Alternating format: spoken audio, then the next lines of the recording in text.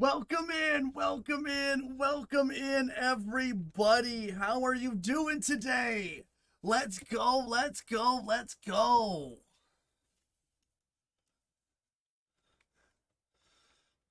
Welcome in, guys. This is episode number 2 of our unnamed podcast so far still. With me and Infested. Whoa. Boom. Okay. So Infested, let's see it. Can you hear me? Can we hear Infested, guys? Can you hear him? Who's your ghost friend? Test. That is Infested Victor. So we are talking baseball. This is episode 2, guys. Our first episode is on our YouTube.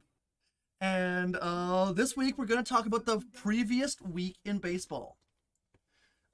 So starting off with what happened in the week, it is also the first week of the MLB season. The one thing I am surprised is they did give us players of the week for like 5 games. That is the only thing I'm confused about for the last week. Also, you couldn't hear me at all. No, I couldn't. Can you hear me? I can hear you, yes. And is it coming through on the stream? It is coming through on the stream, yes. I actually had myself muted in Discord, like a professional. All right. I don't know why my camera is making me look like a ghost. It's because you're in Baltimore this week. It's just you're coming from the. Yeah, there's bright lights, everyone. You know. Yeah, so, yeah. I was trying to. I guess you just have to think there's really bright lights on, man. I'll Yeah, figure yeah. that out. Well, you're an angel. You're an angel. I know if I turn off the camera, it's gonna mess up your bring in. So Well, we can turn off the camera and just it's fine with me. let's see. Let's see if I do it and it comes back. Let's go. Welcome in. Well, how are you guys doing today? Like I said, this is episode number 2 of our podcast. We are still figuring out, making sure everything is right and correct. But like I said, we're gonna start talking. We're gonna start talking about the best. We're gonna start off with the best games of the last week. Then we're gonna move in to the best hottest teams of the week.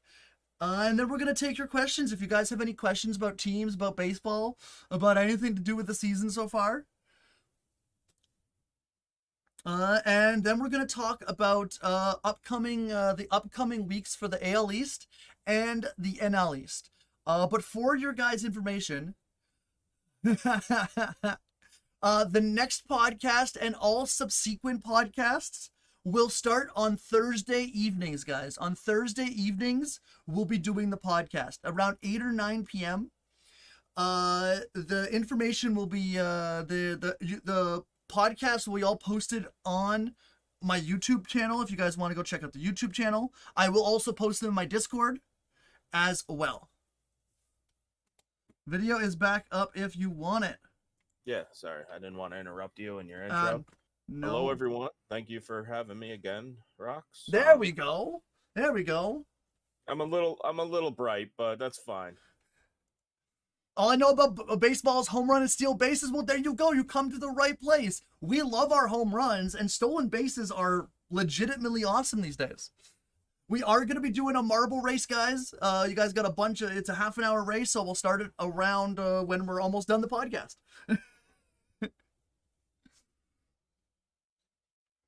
So what do you want to talk about first? Let's talk about the best games of the week. So yeah, far, definitely. Actually, let's start with anything that we missed last week. Yes. Because we had so much information. We went 2 hours, Yes, exactly. We didn't stop talking, so. And we had dogs and families waiting for dinner. Hey, I ate a lot of food after that podcast, talking. Bro, so did I. But I also sat in the couch for 2 hours and just sat with the dogs because I had kind of like, it's their dinner time and they were all like, bro, where are you? So yeah, I was like, a lot of food. So what did we miss last week? Well, I think there was a really good opening day game you wanted to talk about. Oh, well, of course there was an opening day game. Like, come on, if you guys did not, I'm going to be posting links in chat as well to some videos. If you guys would like to check out any of the videos, since some of these are too long to post on stream. So let me just grab the video right here. Tab. There you go. So here's the opening day game versus the Cardinals versus the Jays. It ended 10-9, but one of the reasons it was the best game of the week, like in my opinion, for the opening day, was because it was back and forth. Like, come on, that game had everything. It started off with the Jays taking the lead, then the Cardinals came back. Both pitchers didn't make it out of the 4th inning. There were home runs, there were comebacks. There was an injury, there was pitch calm. There was everything in that game. I think it's that Jays versus the red team, the Cards, because we'll talk about it later, but I feel like the similar stuff is happening against the Angels. So Oh yeah. The Angels, man. The Angels is last night's game was a sad game.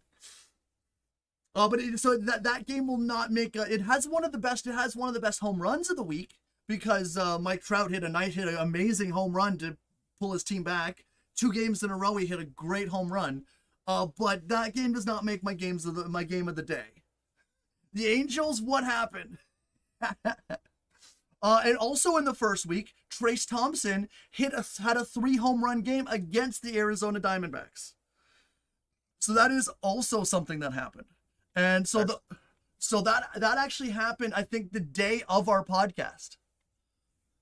Yeah, I don't think that game had gone because that was a later game. That game was on while we were doing our podcast on Sunday last week. So if you guys want to check out that video right here, I'll be posting all the videos in chat since they're still a little too long to play here while we're talking about them. But yeah, so there you go. Get that MLB sponsorship later, Yeah. So. Oh hell yeah. Oh hell yeah. We're gonna get that. We're gonna get sponsored by MLB so I can play all their videos. No problem. But yeah, so that game, Trace Thompson is one of those players that I love to talk about. That I would love to talk about. I love those guys. Gio Urshela is one of them, like we were talking about earlier offline. Is that like those guys who don't really like have a home. They're signed as backups, and then they come like out of nowhere and explode. He played for the Diamondbacks and didn't do so well until he went to the Dodgers. The Dodgers have a habit of doing that, though. Even though they spend all this massive amount of money through the years, they find value in those other pieces, and I think that's what makes them competitive every year is that they can plug in the more valuable. This team's like, well, I'm done with them. You know, as a Yankee fan, you're talking about yourself. Urshela. Yeah. I hated seeing him leave, but they were just loaded in their area, so he had to. Exactly. But he brings that energy to any team he's on, and same with Trace. It's about that consistent energy and winning attitude and just being competitive. Yeah. You may not do well every day, but if you just keep that, I always think back. I think back to Nick Swisher. Yes, he wasn't necessarily the best player, but he just always brought. No matter what team he was on, he always brought it. Yeah, and then just enjoyed life. He knew he was playing a game. And if you're those type of guys, you're always gonna have a place on a team, even if you're not the main player. Which is fair, which is 100% fair. Yeah, so Trace Thompson hitting 3 home runs, the first 3 home run game of the season. In opening week, really awesome. So then we did it. So then if you guys were all here last Sunday, me and Infested came on. We started a little show. We talked about our season previews. So now we're in. What we like to do is I like to go through all the games of the week. Not everyone, even me. We can't watch every single game, even if we love baseball. I don't know. We all have lives. You have things to do. Baseball games on at weird times. We don't have access to all the stuff. So we're here to talk about what we thought were the best games of the week in between our podcasts. So that's going to be from Fridays to Wednesdays. What are the best games? Right now it's from Sunday to Sunday because our last podcast was on Sunday. But 3 of the best games of the week happened on Monday night. So if you guys were watching baseball or want to watch some highlights, check out Monday night's games. 3 of those best games were the Oakland Athletics versus the Cleveland Indians. Cleveland Guardians. Oh my God, I'm a baseball podcast. I just screwed that up. That's hard. Look, I don't ever hit someone for messing that up. I agree. Yankees. It actually came up, and John Sterling said something, and I saw. Twitter's not necessarily the most best. Yeah, exactly. But someone was calling him out, and I was like, look, they were the Indians for 40 years. Yeah, exactly. That's a lot of training that you have to untrain, So I'm not going to hit anyone. They're the Guardians. Yeah. I've said it. Same in football with some other team, another team in Washington. You just have to keep reminding yourself. But that was a great game. And I'll let you go in a little more detail because I'm sure you have a take on that. So. Oh, dude, that game was okay. That was the last game of the night. So you know how I watch baseball through Stream Finder. So I'm watching that game, and it literally went into extra innings. It went into extra innings as well. It was a 12-11 game. The Guardians came back 5 runs in the second inning for the Athletics, 3 runs in the fourth, 2 runs in the fifth, 2 runs in the sixth. Like, this game was all over the place. The Athletics tied it up in the 9th inning. Then they scored 2 in the top of the 10th. The Guardians did. Then they scored 1 and almost came back and won it. The Athletics did. So that's why that's one of my favorite games. But guess what? That isn't even the best game of the night. Because another game happened was Houston versus the Tigers, which also went extra innings. And I'm gonna post that in chat if you guys want to watch that recap as well. That one I posted in chat was a 7-6 game, and the Tigers came out on top, winning that one in the 11th inning as well, where the Astros tied that up in the 9th. And that to me, that's even. I mean, it was a good game, but I feel that plays more off of how Houston's had a rough start to start the season. I don't know if it's because they're tired or they've lost some players. When the free agency always changes. But because I won't back down on this. The Tigers are an awful team. They're very awful. Show how awful they are through the years. I mean, they really need. They're still rebuilding. Hopefully, they eventually. But the ownership needs to change. I feel. Oh yeah. But it's one of those things where they need a new GM too. Houston needed to sweep that, and they still didn't. And Houston is now, I think, 3-6. 3-6 this year. We're 9 games in the season, so I'm not gonna ring any bell, And I'm gonna say we're gonna ring any bells because not seeing Houston make the playoffs would be amazing as a Yankee. But fan. It's not gonna. So. I'm just like I'm gonna say, as a Houston fan, I am, but it's not gonna happen. But at the same time, for that division though, if Houston doesn't play well, that puts Texas, Anaheim, that gives Texas, Anaheim, Seattle, they can see the light because I think that 2 playoff teams are coming out of that division. So I can see the light there if Houston does not have a good season. All right, but the thing is, still the best game of Monday night though, and one of the best games of the week was the double back-to-back home runs by San Diego. They had David Dahl come in to pitch hit, and then San Diego's 9th hitter, the hero of San Diego. If you guys have watched any San Diego game, if you guys have watched any baseball that's not American, in Korea, they cheer for you by chanting your name, no matter if the game is 20-0 or a 1-0 game. And Ha-Sung Kim has been, when he came over from Korea, he didn't have a very good first year. But when Tatis went down, he just was like, he became a fan favorite in San Diego. And to hear the crowd, hear the crowd going, Ha-Sung Kim, and then him hit a home run to win the fucking game, bro. That was my game. That honestly, it's one of my games of the week. Like there's been other walk-offs, but that is my walk-off of the week. Because if you watch that walk-off, the smile on his face. Yeah, here's the walk-off in chat, guys. It is contagious, Yeah. He definitely willed that, and I mean, look, there's a lot of, these players go through a lot to get brought up, brought down. They do a lot, but to succeed on that show and against to win a game, especially against a division rival. So yes.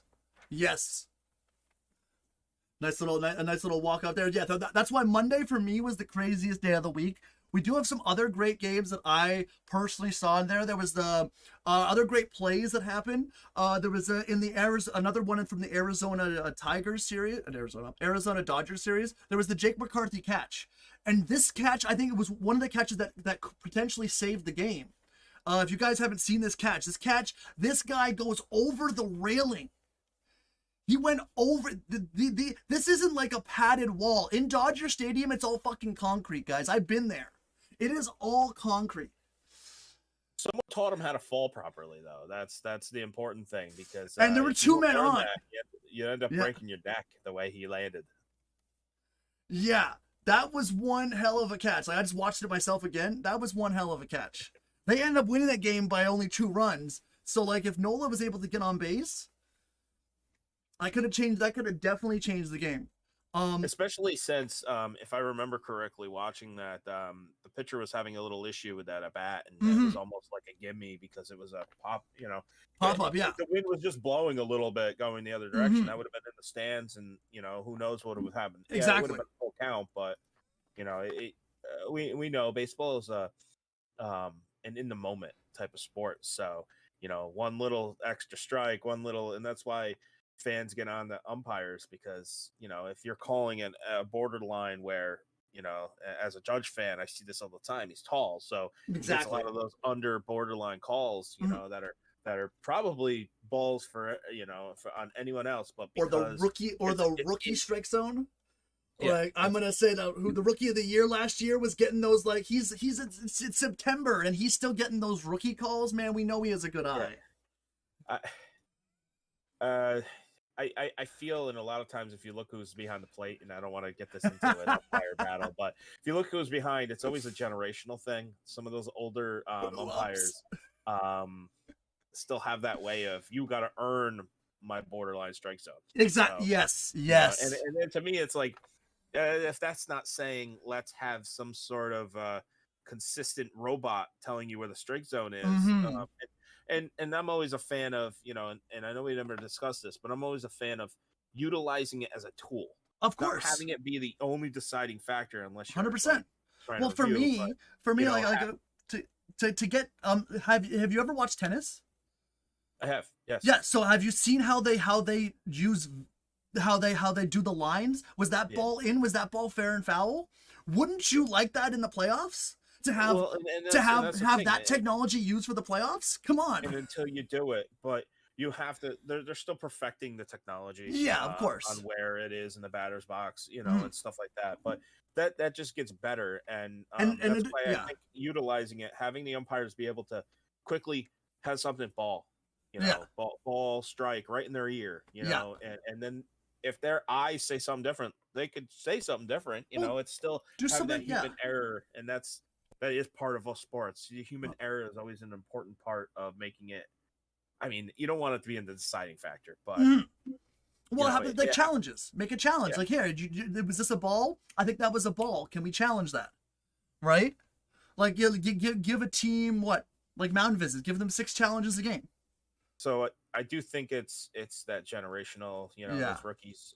Some of the younger umpires, they also, because they're also learning in the same single, triple, double A, you know. Yes. I know I went out of order there, but that's, you know, my brain bounced around. No. You know me.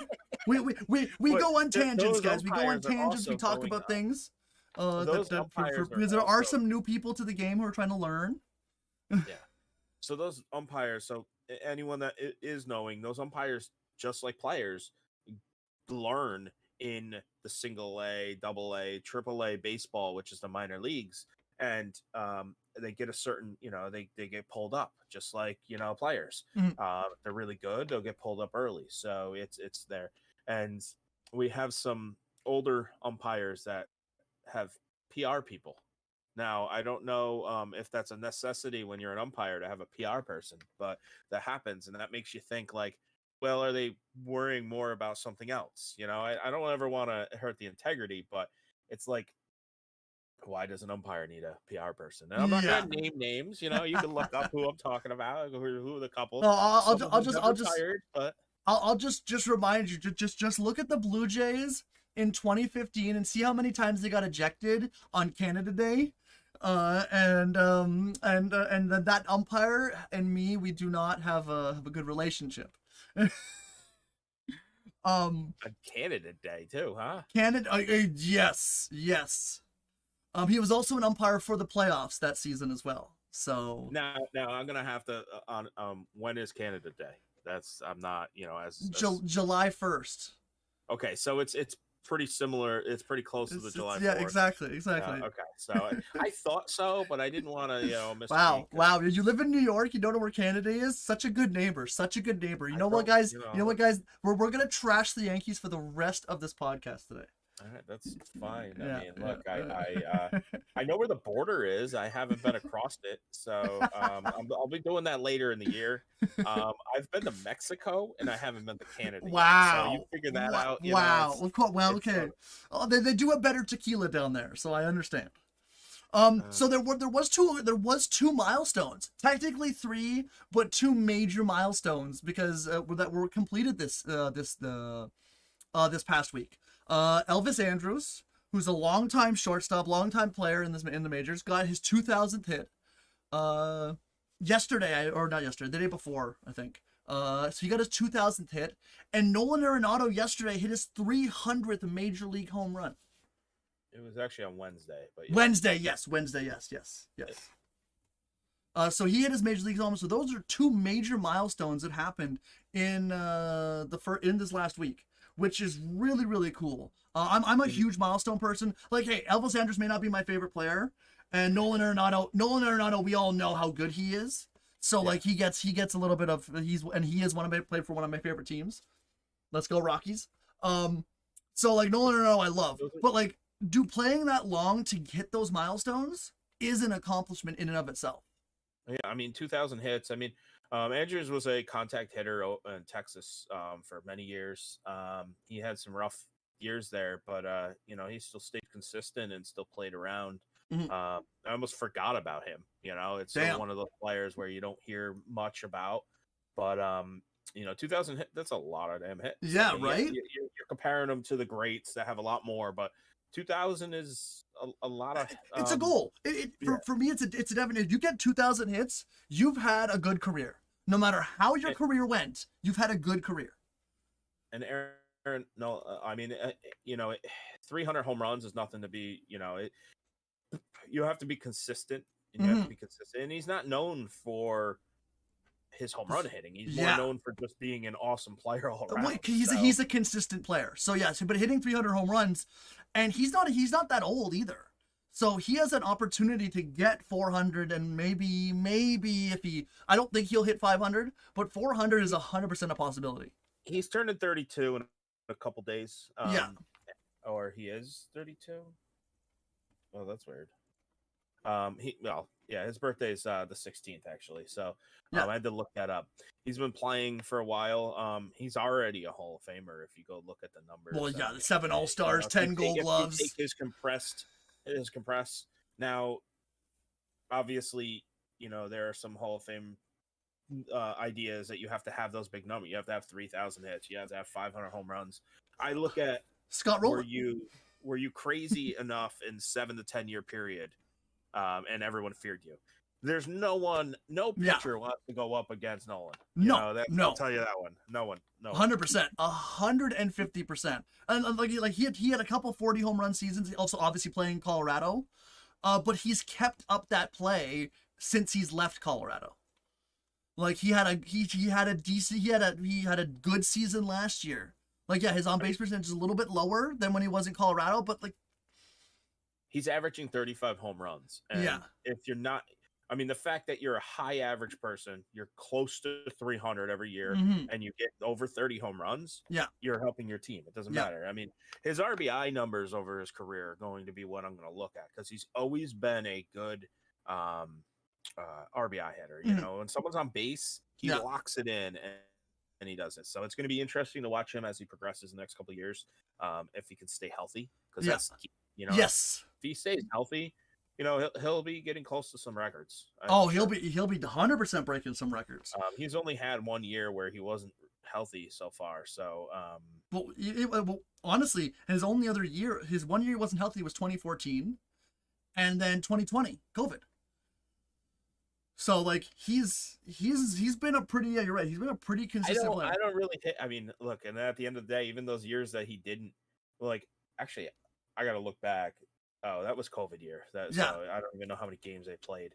Because I'm looking and he got a Gold Glove in a 48 year. So he really was probably still healthy for that. Yeah. He's been a Gold Glove every year of his career. That's the thing. So even regardless of if he doesn't hit well, his defense is gonna carry him. And like I said, I don't even know his WAR, and anyone that's the wins against replacement, and defense has a big say in that, because if you save runs, you're worth more. Not even in hitting, but if you save the other team and being able to field it, where he's a third baseman, so it's important. Hot shots, where he's picking up, doing double plays, assists. He is probably one of the best all-time third basemen I've seen. So, 100%, 100%. Yeah. So congratulations to those two guys on hitting those milestones. And there you go. That was basically what happened for the week. There are a few other things I'll post in chat here. A couple great walk-offs. The Brewers, who we're gonna talk about later. So we're gonna bypass that. Atlanta, we're also gonna talk about later. So we're not gonna talk about their walk-offs right now because we'll talk about them as a whole when we talk about the hot teams. I do want to discuss. Oh, all right, yeah. No, go on. Sorry. Go on. No, you were certain about the hot teams. We can hold off on that. So we're gonna get into the hot teams right now because we have a team has started 8 wins in a row. They haven't lost a game yet this season. We have the Brewers 6-2. We have the Braves 6-3. We have the Minnesota Twins 6-2. So we have a bunch of hot teams to talk about. The only other game was really interesting for me, like there are. Almost every game was interesting, but a game that is crazy, that is high like energy, was the Pirates' crazy home opener. The Pittsburgh Pirates brought Andrew McCutchen back, and they had a crazy home opener. They brought AJ Burnett and Russell Martin in to throw the first pitch, and like 2 former Blue Jays and Yankees. So we both have a little soft spot for them as well. But then also they were winning that game. Brian Reynolds, who we're also going to talk about when we talk about the hot players, Brian Reynolds is off to a hot start, and he got them started off, but that game went back and forth. The White Sox were winning that game 7-4, and then the Pirates just exploded, and that was one of the best home openers of the season. So that's another game that I will post in chat for you, and I'll be posting all the links that I'm posting in my chat right now on the description of the YouTube video, so that if you guys are watching this on YouTube, you guys will be able to get those links as well.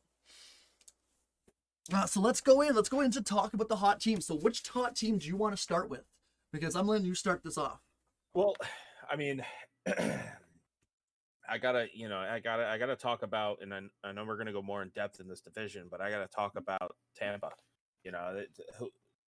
They started 8-0, and they show no signs of having any holes, which is scary as hell because they have some stars, but not like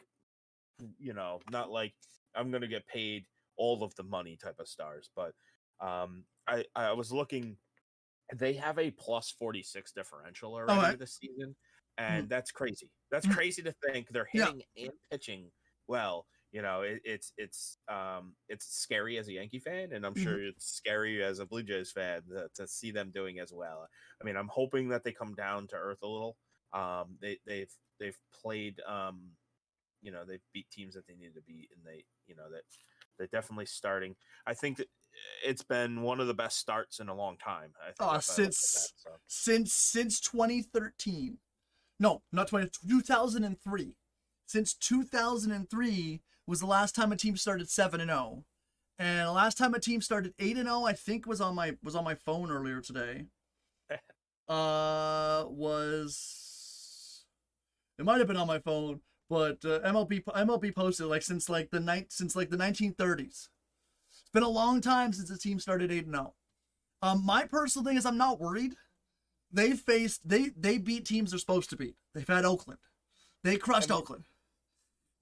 Fair enough. And Washington, and honestly, Washington, they had to work for Washington. It wasn't easy games. They were pushing and they were back and forth. So those Washington games, it weren't easy for them to win. I do have to root that they go 9-0 just because I have Drew Rasmussen as a starter and I need the win in my fantasy. I do need that. Fair enough. And Oakland's one of those teams that are not. They're in the. Oakland does like a roller coaster. They have great seasons when they compete, and then they have rebuild seasons where they're not, and it could flip. They could compete in the middle of a season, but they're in that downhill right now. No, they are worse than Tigers. I don't think so. I feel like they actually have more talent than the Tigers do on their team. Wow. That is sad because the Tigers they play each other. I don't know when they play each other, and now I'm gonna look that up while because maybe you can get really good cheap tickets going to that game depending where it is, and sit. Well, for Oakland, 100% tickets aren't cheap, but there's nobody buying them, so.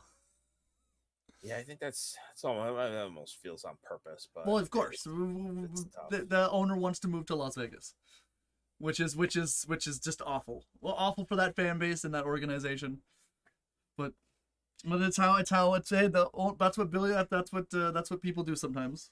Yeah, I mean, and the San Francisco Giants are like, here, get out, go, go. We want Yeah. all your fans to come back. Thanks, Come right, over exactly. So, and the Giant, like I said, the Giants. We'll talk about the Giants in a couple weeks, but unless they get hot, but the Giants. I have some things to say about the Giants. But going on for the next hot team, the Brewers. They were honestly. I know the Rays started 8-0, but the Brewers. So I've been talking. I have a couple Brewer fans as part of my community here, and so I've been saying since before the season started, with this new schedule change, the Brewers have an opportunity to put the heat on the St. Louis Cardinals. Yeah. They need to get off to a hot start, and I mean a hot start. They need to win the month of April and be in first place in the division in April. Because if they get off to a hot start, the fans, that community, and the team itself, the Cardinals are the best team in the division, in my opinion. But the Brewers have an opportunity to force the Cardinals to play their best baseball. Unlike last season where it was kind of up and down, the Brewers need to be in the hunt, or they're going to lose their starting pitcher. They're going to lose their team. They're going to have to trade everyone away. So, yeah, it's true, and I mean, they've been playing some really good baseball. I'm still yet to see what type of Mets team we have, because what they did to the Mets is they dominated them. They destroyed the Mets. They won 10-0, 9-0, and then a tighter game. It was 7-6, but one of the best walk-offs of the week, by the way. Yeah, it's if that Mets team is what we think it's going to be with the changes that they did, then that was impressive. But even that, you got to take care of your business in the beginning of the year and showing that type of just fun, because that's another thing that we don't ever talk about, is that if you start the season as a team and you start having fun as a team, that's contagious through the year. You start getting, you get to know each other, you get to play better, not that professional baseball players aren't going to play as best as they can, but it's a little bit different when you have a friendly face that you're playing with. You're having fun, you're not as uptight, you're not feeling that stress as much. If that happens, the Brewers definitely could be that surprise, that surprise in that division. And I agree with you. If we'll know in the next couple weeks. 100%. Oh yeah. Yesterday's game against the Cardinals was a little drop back, but they were on a 6-game winning streak. So you're not going to win every. If you win the series, and that's where I'm going to say, if you can win each series, you're good. Two out of what, if you win 2 out of 3 games through the whole year, you're going to have a great 90 wins. You're going to have a great, you're going to be making the playoffs. Yeah. And like I said, you're going to get on a hot streak. You're going to win more games in a row. As long as you don't have those lengthy losing streaks or those 2 and 8 weeks, when if you play 10 games in a week, then you should be good. The next team that I want to say, I actually wasn't going to talk about them until I saw the standings this morning, was the Twins. So, like I said, that I think the Twins, like we said in our last episode, the Twins are going to win the division, in my opinion. They don't have the pitching, but they have a solid team. I don't believe. I don't believe in them fully, but like other than Cleveland, other than Cleveland, like the White Sox, I don't think have anything. Even though the White Sox are better, I just think the White Sox are third place in that division. It's Cleveland or Minnesota, and Minnesota's showing us right now that they can do well, and they're pitching. Sonny Gray doing 13 strikeouts versus, I know Houston's struggling, but a good Houston team. Recently this week, and Minnesota coming in and just winning the games they're supposed to win, with Correa not playing well either. Well, and like you said last week, I was on top. I like Minnesota. I feel they have the most talent and the most diversity in their team to be able to, be competitive every game. Whether they win everyone, that is, but they're the best. I still think the talent and the White Sox is over the Cleveland over the Guardians. All right. However, I always worry about Chicago's teams, both of them, on team chemistry. Yes. That city for some reason figures out how to chew up teams. Even each of their, when they win, they still figure it out, and I don't know if they try to be like New York and just can't get, keep the team, the biggest thing with the biggest thing with Chicago, though, the White Sox, I think if Liam Hendricks, who by the way, Liam Hendricks has beaten cancer, everybody, guys. Liam Hendricks has rang the bell. So let's fucking go for Liam Hendricks. He was diagnosed with cancer, and he has beaten it. So congratulations to him. He was cancer free. I mean, it's still a constant battle for him to make sure he stays. But that's. I think him coming back. Oh, bro. Well, you just got yourself another nice little badge. I didn't realize I was 100 away. I was just giving 100 for Kendricks. Yeah, nice. Well, there you go. Nice little emote there. GG's. So like with Liam Hendricks coming back, I think that might give them a little boost. Since he's on his way back, he sent a message to the entire team. I can see good things happening. But like I said, Minnesota's off to the start that they need to be off to if they want to win this division, because they didn't make the playoffs last year. And like my whole thing was like, if Correa wasn't expected to come back, you wanted to use Correa to get to the playoffs last year. Now Correa's here for many, many years. I know Correa's not the one man team, but you got one of the best players in the game signed to a 6-year deal. Make the playoffs. Like they're gonna need him. Yes. Because if you look, their record's 6-2. That's great. But if you look, they have one of the lowest amount of runs scored, and their pitching is good. But I don't think it's sustainable that where they're going to not be able to they're not going to win those close games if they don't score runs. It's surprising me their pitching is good, because like I talked about on the thing is that I don't want anyone on that staff to be my first game 1 or game 2 starters in a playoff series. Game 3, like they have 4 pitchers who I would choose to start game 3, but none of them are game 1 starters in my opinion. So like their pitching staff is off to a great start. I mean, I'm not gonna fully agree with that. He didn't work in New York, but I saw the potential. Sonny Gray, I feel, is an ace, and I don't think people give him enough credit. Oh, okay. He has his demons occasionally, but I feel like he has the stuff and the potential to shut down any team that he goes up against. And he showed that. It will be interesting to see how he shows it, because he's 33 this year. He's coming off, a so-so year. I feel in Minnesota he doesn't have the same pressures also. So it's actually we'll see. I mean, yeah, it's still early. He's only got 2 starts, but like you said, he's got 14 strikeouts. Well, and 13 strikeouts in his last one. 7 innings, 1 run ball against the defending world champs, who are a better hitting team than they're playing right now. So yes. So he has the potential. He's also had a pretty good career, but at the same time, like consistency has been one of his problems.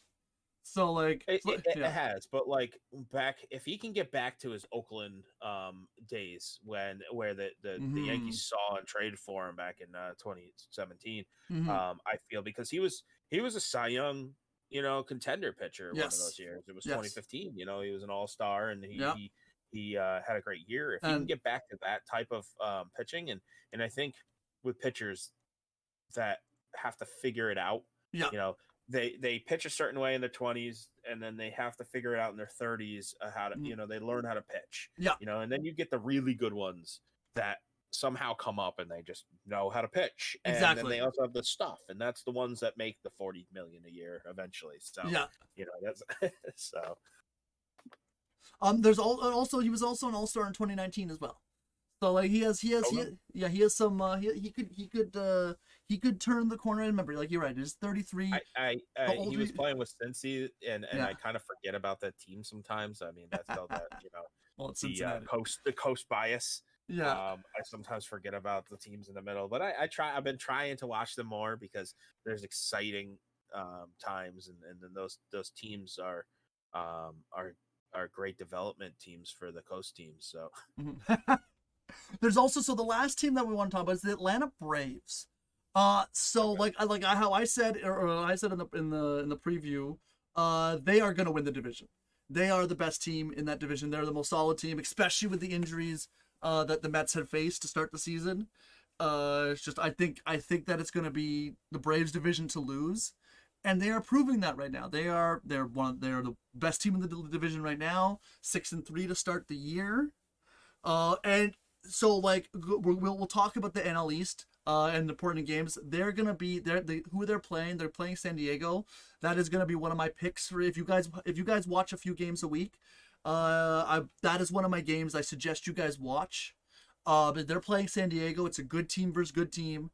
So I suggest like that'll be that series to keep an eye on. But yeah, they started off great. Their pitching is doing better than I expected. I thought they'd have some hangover from like they are getting a little older, and they also lost Max Fried. So like and Charlie Morton, like I said, their pitching is hanging in there still. So and their offense, obviously, we know how good their offense is. Pitching tonight for them. God, so that should be a good game. ESPN. Mm-hmm. Um, Because they have I a can't very wait. young staff, So like, I'd assume some inconsistencies. Maybe. I mean, Mm-hmm. that's one thing that organization. I mean, look. I mean, they have had a lot of pitchers that Mm-hmm. go to Hall of Fame. They're really good at finding that young talent and doing it. It it will be interesting. I mean, I love these early games because you get to see what the teams are made of. Because some of Yes. these teams are battling with injuries. Some of them may not have their starter, the proper people, and they're plugging in pieces here and Mm-hmm. there, and then it's good to see what the makeup is. On the flip side of that, we get to see good baseball, but also you know one of the things that I wanted to talk about outside of that was these two series with Arizona and the Yes. Dodgers. Yes. They've played there tonight is going to be the eighth game between those now, which is crazy because they only play. I think the new schedule is only like 12 or 14 Yeah. times in They position. play 5 more times in August and August. So and both teams are playing good baseball. And in the first two in the beginning of the series, it was split 2-2, and right now the Arizona's up 2-1 in this, and this is the next game. So Arizona could take that one game, or no, two game. Sorry, I can't do math apparently. Between those two, if they play, and they got some good pitching, it's going to be interesting. That game's on today at 4 o'clock Eastern. Mm-hmm. If I'm able to, I'll try to catch some of that. Being Easter, we might be going out to dinner around that time. I don't Yeah. actually know what time our reservations are, but um, But I'll still, figure that out. I don't I yeah. don't control my own schedule, so I have a calendar person sitting in the other room. So But still, dude, like it's been great games. Last night was a back and forth affair. The night before, was another high scoring affair. The games have been close. I think there's been one game where it was Dodgers. I think the game where I think we all remember seeing that viral video of the Dodgers fan doing the proposal. I think that was the one game that it was a blowout. And so that was that's been a very good series. And like I said, they've only played one other team each. They started off with the Arizona versus the Dodgers, played a team, and then it was Arizona versus the Dodgers. So, and they're not going to see the Dodgers again for basically the entire season. So this is a very good for Arizona, who that's going to be a tough division. Arizona most likely will not make the playoffs and most likely will not finish. But to finish over 500, to beat the Dodgers tonight, and they only have 5 games left, they're almost guaranteed to win at least 2 of them. And Arizona, out of those 2, the Dodgers went and played Colorado. Not that saying that Colorado isn't, isn't up there, but right now they're not. I don't know if they have the team to compete with those. Yeah, but they were both division games in between. Yeah. However, Arizona played against the Padres, so between the 2 teams, I think Arizona can't wait to play some other teams. Yes, because, they started the season against the Dodgers and the Padres. 5-4. All 3 of those teams are tied right now. Yeah, but they've started this season against the hardest teams in the division. They actually have, and I'm looking right now. I was curious because I'm always about the differential. Your runs scored, runs allowed. It tells a lot about the longevity of how well you've been doing. Consistent. Yeah. Arizona right now has a -8 run differential. And they still have the same record. So they're not hitting. They're not hitting. So they're not hitting as well. Honestly, lost, they were one of their players did Major League history last night. Alex Thompson was 0 for 27 going into last season and went 4 for 4 last night. He's the first person since 1988, Mike Schmidt, to break out of an 0 for 20 plus. Mike Schmidt was 0 for 30 with a 4 for 4 hit game. Also, Lourdes Gurriel, their new trade acquisition, got his first extra base hit yesterday and got 2 of them in the same game as well. He hadn't had an extra base hit the entire season so far. So you just explained another reason I love baseball, because there's always this first. There's so many statistics and so many things out there. Yeah. And the reason why that doesn't happen that much is when you go 0 for 20, 0 for 27, if you're not one of the best players, you're going to get pulled.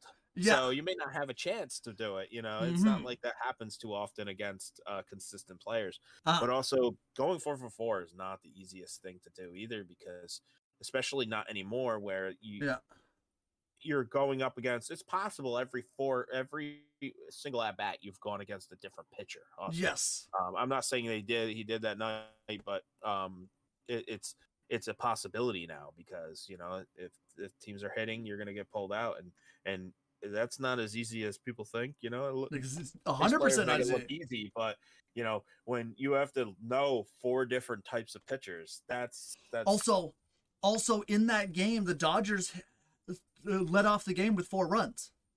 The game before Arizona even got to the plate, it was 4-0 Dodgers. So they won that game 12-8. So that was also one of the best games of the night last night. And Syndergaard was pitching. Syndergaard's not a bad pitcher. He pitched 4 innings. You can see there's a lot of rust in some of these good pitchers that didn't. Some of them. It's interesting to see, and I'd like to actually, I don't have the statistics, but I'd like to pull this up in a week or two. Going back to see what players played in the World Baseball Classic, and had an actual real, their spring training wasn't the same. Their spring training was real games. High intensity, high intensity. I want to see how well they start the season, and then how they continue. Like, do Trout and Ohtani get tired near the end of the season because they both went deep in the World Baseball Classic? Oh, personally, they haven't played the playoffs since 2014, so they shouldn't be tired. Just my personal opinion. Like, what is it? 162 games is still a lot of games. It is still a lot of games, but not all of those are intense, high intensity. I try not games. to look. I get spoiled. I'm looking at the screen and realizing it's inverse. But being a Yankee fan and you get a little spoiled for that. But I try to realize that not every team goes to the playoffs as consistent. So, it's. Though I'm not even getting into the Angels. I really think they should. They need to blow up their team. I agree, though. I agree. Like I said, and Infested is right. Like I said, they could be more tired because they played more high intensity games. But I do believe that is the amount. It's like we talk about. It's like we talk about pitchers. It's like we talk about pitchers starting a game. A pitcher could pitch 7 innings, 90 pitches, and we're pulling them. But a pitcher could pitch 4 innings and 60 pitches, and we're pulling them. But why are we pulling him? Because those 4 innings, there were runners on base every inning. And even though he didn't allow any runs, those were high intense innings. But if he Hey just there, Bubble Daddy. and gives up You look thirsty. no walks, How about some water? gets no walks, then those are not high intensity innings, or the game is like 12-0. He's not worried about giving up a hit, right? So like it's all about the intensity, and you're absolutely right. Those games might have got them ready for the season. Mike Trout is on MVP numbers so far, he is off to a hot start. That's the thing. I mean, look, I really wish he was on a better team, because I think he would already have a couple World Series MVPs if he was on a different team. Because for reals, if he gets a chance to actually play, he's already got. I had to look. He's already got 0.6 WAR. Yeah, well, he's almost at 1. He has 5 RBIs in the last 2 days because he has 2 home runs, and both of them will really help. Burnout, exactly. Burnout comes in many forms, and that's why I said the mental burnout. That's why the big thing is the mental burnout for baseball is if you're playing a lot of high intensity games. That's why I was actually going to talk about this, and this will be something I'll talk about later on in our podcast. But we were talking about the Jays made a trade for a pitcher called Eric Swanson. And he was the kind of half closer for Seattle last year, and their bullpen is amazing, and we talked about that last week. But there's also a pitcher of using a Blue Jays example here named Jason Frazier. He is the all-time career leader in games pitched for the Toronto Blue Jays. He's had 2 stints with the team. He's been on the team for a long time. He was my original favorite pitcher, obviously other than Roy Halladay. But he never wanted to be the closer because of the mental aspect of being a closer. Now, he was an amazing pitcher. He would be your perfect setup guy. I mean, absolute perfect setup guy. But he didn't want to close the game. He was a closer. In 2003, when he was first on the team, he was the closer by committee with another guy, Aquilino Lopez. And then later on, he just told them, I don't want to close. And after one bad outing in Boston, where he was like, this is like 2009, 2007, he was like, I just don't want to close because I can't handle the pressure. No matter what the lead was, he can handle the pressure any other time, just not the closer mentality. And that's where burnout comes from.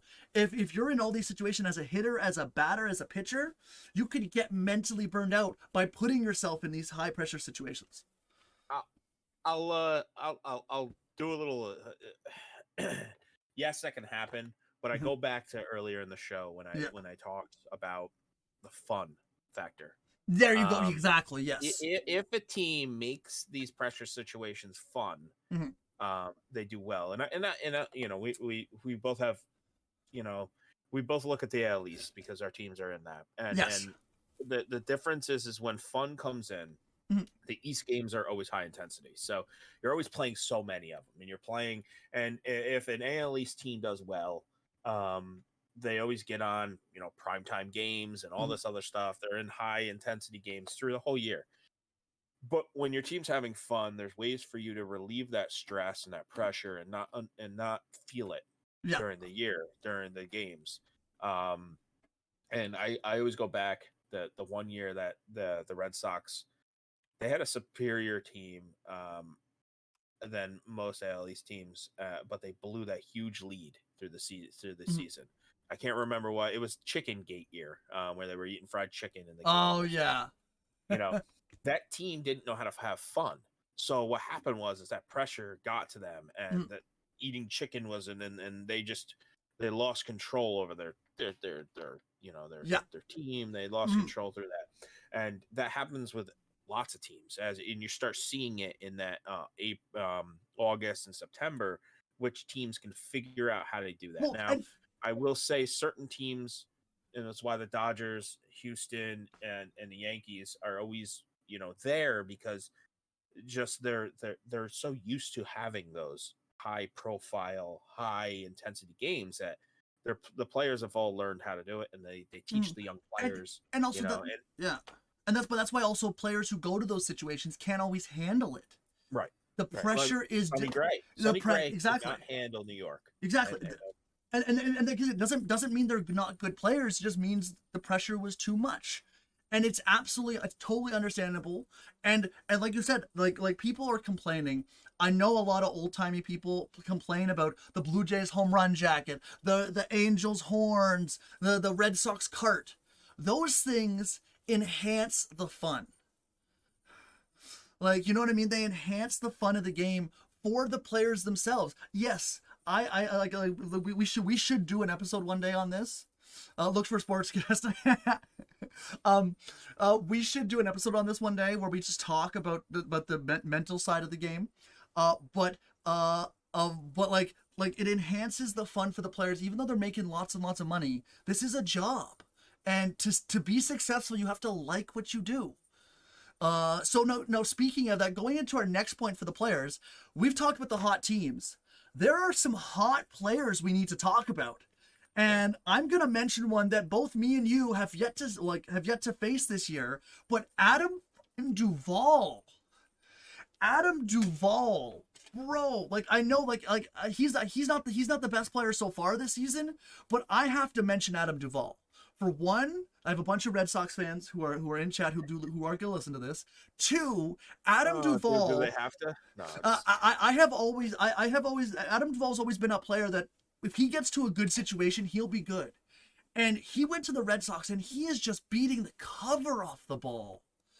And I am impressed. I am absolutely impressed with what he's done this season so far. And he's on a 6 team in 10 years. Yes. So that's... Yeah. So like I said, I know it's April, but like as we all know, the best impression is a first impression in baseball. And I'll use a Jays guy. Brandon Belt is a very nice guy, but he is reaching Jared Saltalamacchia levels of Jays. He has 1 hit and has 15 strikeouts. The one hit was a home run, wasn't it? No, it was a double. It was a double. Oh, a double. And on opening day. And that was it. I thought he hit a home run yesterday. Maybe no. He didn't hit a home run yesterday. He struck out 3 times. All right. Maybe I'm thinking about someone else. He has Bichette, had a couple. Bichette, Guerrero, and Bichette, Chapman, and Springer all hit home runs yesterday. But so Springer, good for you and your fantasy. Yeah. He's been on a lot of teams. Does that bring a plus to his game? So personally, it doesn't. But so the biggest thing, being on a lot of teams doesn't mean you're a bad player. It just means you don't fit. Now, his longest stay, I do believe he was a great fit with, I think he was on Cincinnati. When he went to Cincinnati, I thought that was going to be his best fit. But Cincinnati has younger players coming up who have more potential in the thing. His best fit was with Atlanta, but Atlanta had other players who were beating on the door. So when he wasn't playing well, he didn't get a chance to play. Because he's been around the league since 2015. He started with San Francisco. Cincinnati was his best option. And then when he went to Atlanta, it was great for him. But also he just didn't perform in Atlanta. Like I thought, like he was an all-star in 2016. And he was an all-star in 2021. But so like, and then when he went to Miami as well, like he never really finished up what he had accomplished in Seattle. And he was also a late bloomer. You can go and die in Miami though, so that's he was, like you said, good players. Also a late bloomer. Like he was drafted out of college, made the majors at 25. But he's never been an on-base guy, but he's always been a power guy. But it just Atlanta, which just wasn't the play. He also went back to Atlanta after 21 because he signed in Atlanta in 2022 as well. I just realized he got traded to Atlanta, or got traded. Was he traded to did he sign by Miami and traded back to Atlanta? Yeah, okay, so he was signed by Miami and traded back to Atlanta in 21. My bad. So yeah, so he went back to Atlanta. But like him on Boston right now. He is on fire. This man has 4 home runs, a triple, 11. He's leading the majors in runs scored. So like my whole thing, I know you're talking about RBIs. You were talking about RBIs. I RBIs for me, we might get into this later, is an absolute garbage stat. Because so there was a player on the Blue Jays a couple years ago, and his name was Randall Grichuk. And there was a whole argument. Oh, Randall Grichuk has 70 RBIs this season. Isn't he good? I'm like, absolutely not. He doesn't get on base. He grounds into double plays. He just has RBIs because the everyone in front of him gets on base. But so I'm gonna totally disagree with this. Okay, that's what I will we're say here for. RBIs probably is given more Right. props than it should. Okay, However, maybe not a how garbage do you stat. get an RBI? Okay. You have to produce when someone's on base. Okay. And over the years, you were talking about pressure. People don't necessarily produce when people are on base. Mm-hmm. So you have to either walk, hit a sacrifice fly, or get a hit. So even if you suck any other time, you know, when someone's on base, you're hitting 350. Guess what? That team's going to keep you. And they're going to find ways to put players in front of you that get on base because obviously you lock in differently. Now, teams that can do that and you know, I don't know. You can't have a run score without someone getting an RBI. Yes. But it's all but situational. For me, it's all but situational. So I may have been a little too harsh saying RBIs are a garbage stat because they're not. RBIs are very important. It's but when you were getting the RBIs. So I went in before I said this, before I wrote the reply, I went and looked at Randall Grichuk's RBIs. During high leverage situations, he was not hitting well. He was hitting about 200. Most of his RBIs came in games that were already over, or we were already winning by a lot of runs. So it's no longer bases are loaded in a 7-1 game, and you hit an RBI double. That's you're getting hit with runners on base. That's great, but it's not a situation where we need you to get a hit. If you didn't get a hit, do we have a fancy new metric for RBIs that like high leverage RBIs? Is there no? So this is what I use to check this. I go to Baseball Reference or Fangraphs. Okay. Fangraphs will have the same thing, and I check their advanced batting stats. Okay. How are you? What is your batting with? What is your batting in situational? So the inning. So I use two metrics here. First to third inning is the beginning of the game. Then there is the fourth to sixth inning, which is the middle part of the game. Then there is your seventh to ninth inning. So obviously I would like a batter, no matter what the game is, to always be getting hits in the seventh to ninth inning, because those are important parts of the game. I want them to get hits all the time, obviously. But if you're getting all your RBIs at the beginning of games and never at the end of games, then you're helping your team take the lead. Yes. I don't yes. fully. But that's what I'm saying. You're helping your team take the lead, but I always judge runs scored, because if you're getting on base and getting scored, okay, that like as a better metric than RBIs, because one of the best hitters and one of the best guys in baseball, Joe Carter, had 100 RBI seasons all the time. And he was labeled as one of the worst 100 RBI guys in baseball because he was always playing on good teams. You know what I mean? Like, fair enough.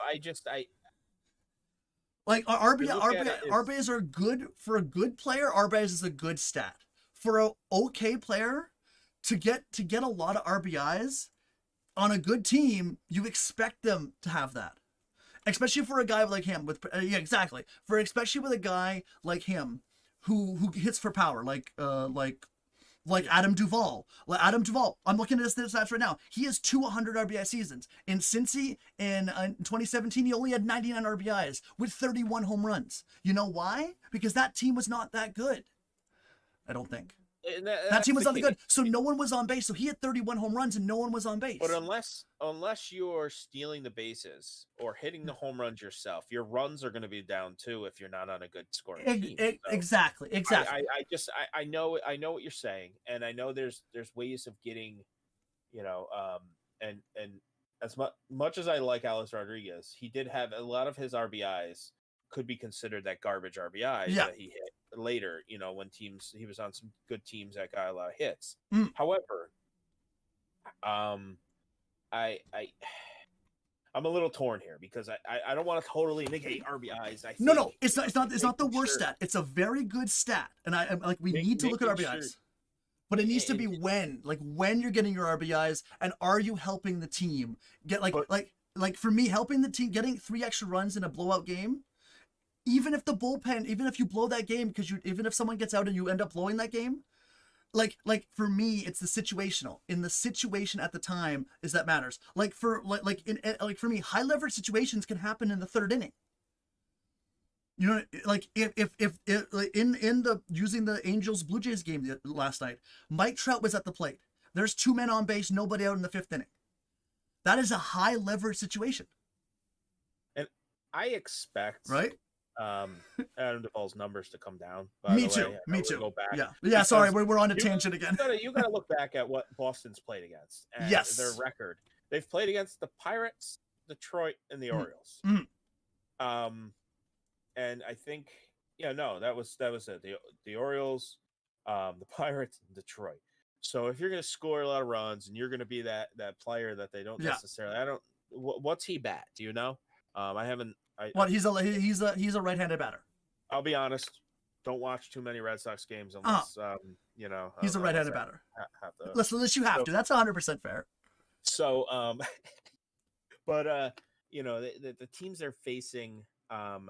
I'd like to see how well he does because their next series is against Tampa. They have a 4-game series against Tampa. And I know we're talking about East, and I do want to talk about a couple other players, but that'll 100%. Be interesting to see how he does. Well, 100% we have players talking. I do want to bring up. I mean, I know you have this also, and I'm going to bring it up because he's on my team, and I've been thrilled to see Brian Reynolds do as well as he has to start this season. He's actually helped me win last week. Let's go. He's on a tear, and he is. I fully agree with you. Yeah, go in on him. He's got 5 home runs. Mm-hmm. He's got 10 runs, 14 RBIs. You know, he's basically on a Pirates team that is they're more talented than they're given credit.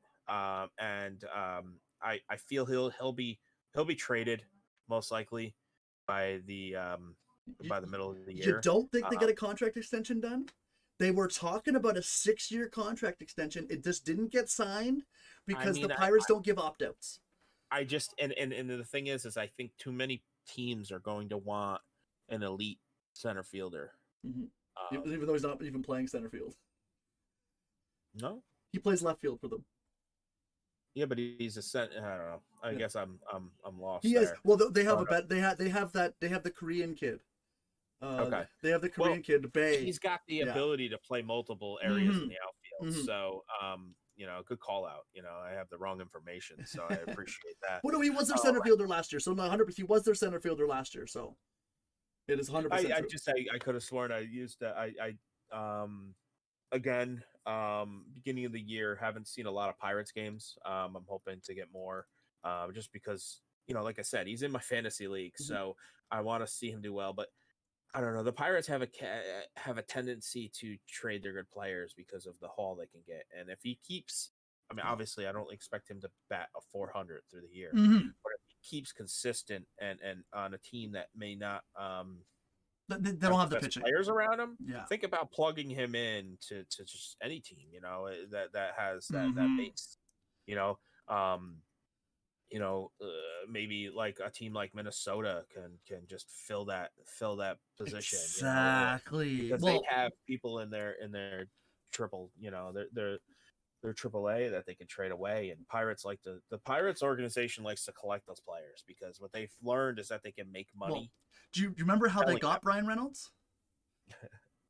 Remember how they got Brian Reynolds? I do not. They traded Andrew McCutchen. Okay. That's a good trade. That was a good trade. So... Now the other side of that, Brian Reynolds did request a trade publicly in the media during the offseason, and the Pirates made some moves to get some veteran players in that bullpen, including bringing McCutchen back. Who's also on doing a pretty thing. So my thing on Brian Reynolds is they made a mistake. I think I've talked about this with other people, and I think we talked about this before. Mid-market teams should not trade their stars like trading McCutchen. If you got did you see the reception he got when he came back? Right. He got a reception like people in the stands, and that's what you got to do. Yeah, and he was a star there, and he didn't want to leave. He just left because he was traded away. So Brian, if they can sign Brian Reynolds and just get some pitching on that team, I don't see it either. When you request a trade as a player, and then he's don't playing for himself, and that's why he's putting up these numbers. He's going to probably keep playing for himself. They were trying to sign a contract. He had a deal. Sign me before opening day, or I'm not going to talk contract until the offseason. And like I said, they were this close to a deal, and opening day happened, and they didn't sign him. And what I've heard from other people to like Pittsburgh reporters is that it was the opt-out. He wanted an 8-year deal with an opt-out, and the Pirates didn't want to give him the opt-out. No, because obviously he most likely would opt out if the Pirates didn't make the playoffs for 4 years. Yeah. I think that's the battle of the small market teams of being able to, if I'm going to lay out the type of money that you're wanting, you got to make a commitment exactly long term and give us that power. And that's the thing. I don't think any player with the capabilities that he has is going to sign a contract without that. Not right now, because you don't know. You have no clue how financial is going to be. Yes. And that's a benefit on the player side, and the players union wants players to try to get that. Exactly. Because in 4 years, let's say, you can make another $5 million more. I mean, that's but the players union likes it because their dues are based on a small percentage of their.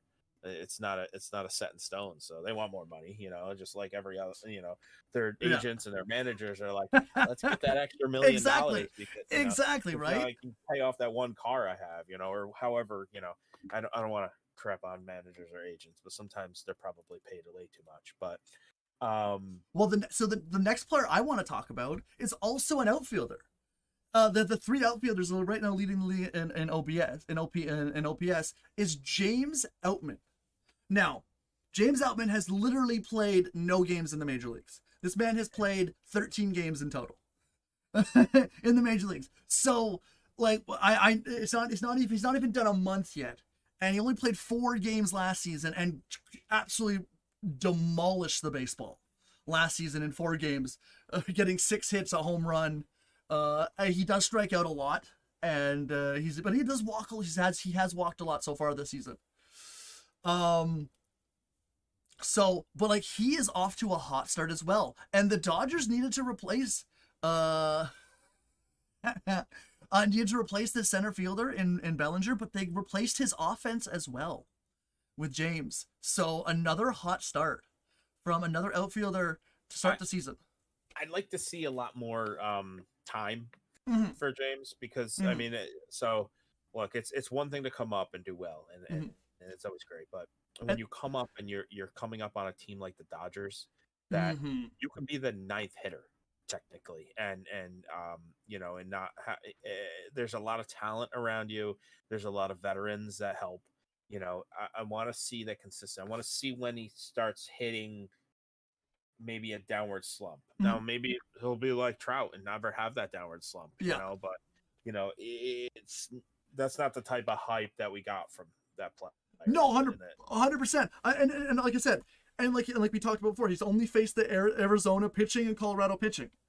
So like consistency, I don't know who he faced in 2020, but like consistency on who you face, like he may just know, you know what I mean? May have seen these guys before, and also no one knows him, so you get lucky. Like you can play people. I wanted to look and see. I mean, he played 3 seasons in college and 4 in the minors, and players can do well and stuff. He put up consistent numbers, but he wasn't like over 300 hitter. He was a 260. What he does have is power. So if he can translate that and be more consistent and put that, but like you said, he strikes out a lot, and we'll see. He's not the fastest runner on bases either. No, gets stolen bases. So I don't know. It's great to see young players start out well because it helps them acclimate. And it also gives us something to look forward to. Like I always love like young players. Like I'm not as you guys well know, I'm not a big fan of the Yankees. But when the Yankees were all homegrown players, when they were bringing up Judge, when they were bringing up Torres, when all their homegrown guys, Gary Sanchez, I was like, you kind of have to like them because these guys weren't signed as free agents. These guys, the Yankees grew these players. So now also speaking of soon could be free agents who are off to a hot start, This is a position of need potentially for your team. Matt Chapman, third baseman, one of the best third basemen in all of baseball, defensive wise, other than last season, who also started off roughly with his bat last season. But if you cut out the first half of the year, the second half he was back to Gold Glove standard and offensive standard, and he is off to a tear this year. His first home run last night, also has 7 doubles, 500 on base percentage, 457 average, is leading the majors in hits right now. Tied with Bo Bichette and Vladimir Guerrero Jr. So that's another point. Just the Blue Jays are 3 guys are just crushing the ball. But like Matt Chapman, and he is a free agent at the end of the season.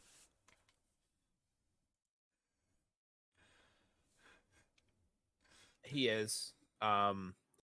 And it'll be interesting because he's still young. He'll be, I think, 31, 32. I guess it depends if Josh Donaldson comes back and keeps playing the way he started.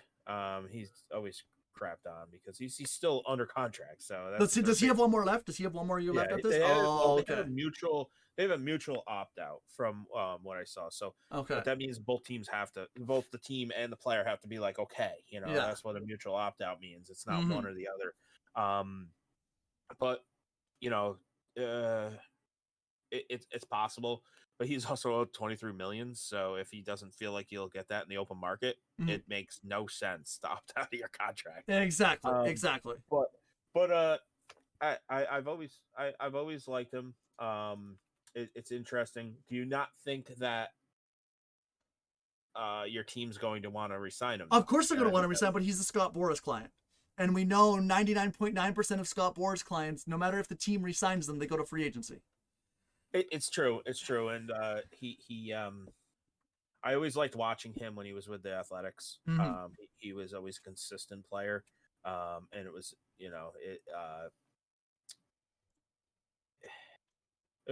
it will be interesting to see how he does through the year. And obviously you want him to do really well. So of course. And of course I want to, of course Springer will probably have a really good year. Of course I want him. I also want to try and re-sign him, but being like, this is not a Jays podcast. This is a baseball podcast. It's about, he's a free agent to be. If I was a fan of any other team, I'm looking at like, okay, let's have Chapman have a good year and see how much we're going to pay him. Right. You know what I mean? So anyone else you want to talk about? Off to a hot start. I know. Like I said, it's only been 9 games into the season, so these starts are all super small sample size. and it's tough. What let's see here. So I'm going to be a little biased and just say, Gleyber Torres is off to a pretty good start for the Yankees. He's trying to play for a contract potentially. I don't know if that, I always worry when I say stuff like that. Like, why would a player play any different? But some players react, and when you get to the pros, you've had to figure this out. React better to pressure. They react better to knowing that it's make it or break it. And going up, as a young player, but also he's getting a little older.